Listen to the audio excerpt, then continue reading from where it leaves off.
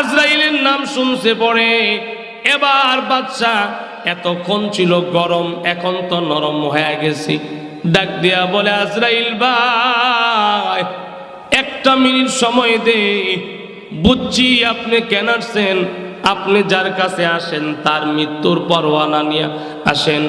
একটা মিনিট সময় দেন, সারা জীবনের স্বপ্ন আমি আমার জান্নাতটা দেখতে চাই। জান্নাত কেমন বানাইছি জান্নাতটা দেখতে চাই, একটা মিনিট সময় দেন।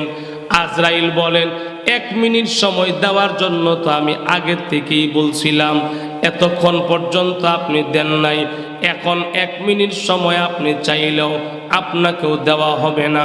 একটা মিনিট কেন, একটা সেকেন্ড সময় আপনাকে দেওয়া হবে না। একটা সেকেন্ড কেন, এই যে পা একটা এখনো উপরে আর একটা নিচে, আমার মালিক জানায়া দিছে এই উপরের পাও নিচে নামায়া দুইটা পা একসাথে করার আগেই যেন আপনার রুহুটা বের করে নিয়ে যায়। আল্লাহু আকবার বলে।